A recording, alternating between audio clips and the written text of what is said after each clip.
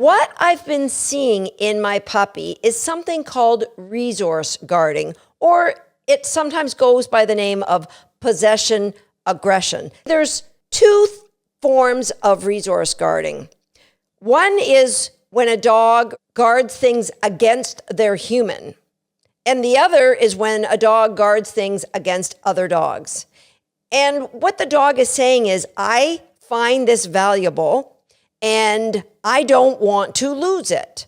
This is something that is maybe scarce in my life. I want to hold on to it. That's what's going on in their brain. And so what happens with resource guarding is people take one of two approaches.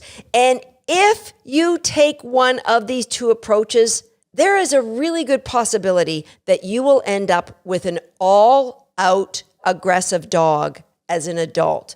A dog that may have to be euthanized because of the decision you took here. So what some people will do is they ignore it. They say, oh, he'll grow out of it. I'll just let him grow up.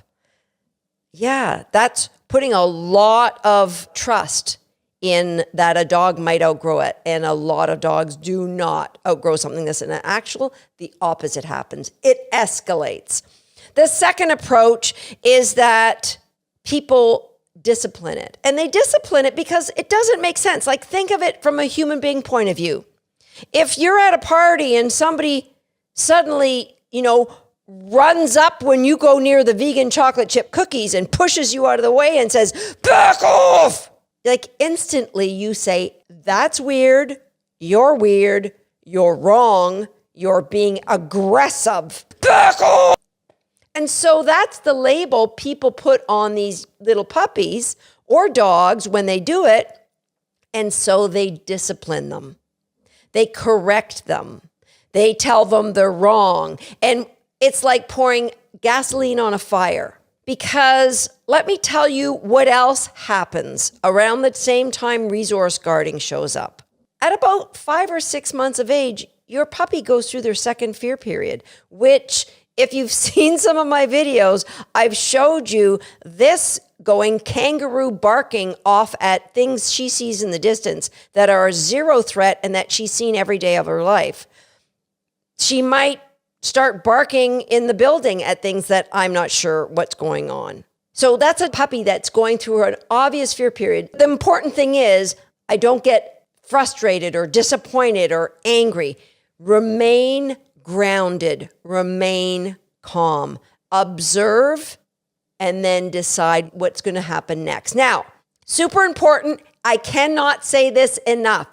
If you're dealing with any kind of aggression in your dog, please see a certified veterinarian behaviorist. Number one thing you're going to do, if you have a puppy or a dog who's resource guarding, if it's a dog, please, don't mess around with this. Get your veterinarian behaviorist on speed dial. The first thing you're going to do is get yourself a journal. I just took a regular notebook. And so what we have is every day I write the time, and we're writing the good things and the not so good things. The time, the resource that the puppy was guarding, the location she was guarding, the dog she was targeting, what her action was, what the outcome was. There is definitely a nature, a genetic component, and there is a nurture. And this is what I want you guys to get right. Because if you get the nurture part wrong, you could end up with a lot of problem. Remember, do not ignore it, hoping it goes away. Do not discipline the puppy. It's telling them they're bad. Do not. If you discipline a growl, you're going to get a bite, right? Okay, so journal. And then you're going to know what are the top resources. Number 2, identify and remove those triggers. Number 3, create a safe environment. All right, so you've got to journal. You've got to create a safe environment for your dog to live in when you can't be supervising. You've got to always supervise your puppy when there's another dog around. You're journaling to pick out what are those triggers, and then you're removing the triggers.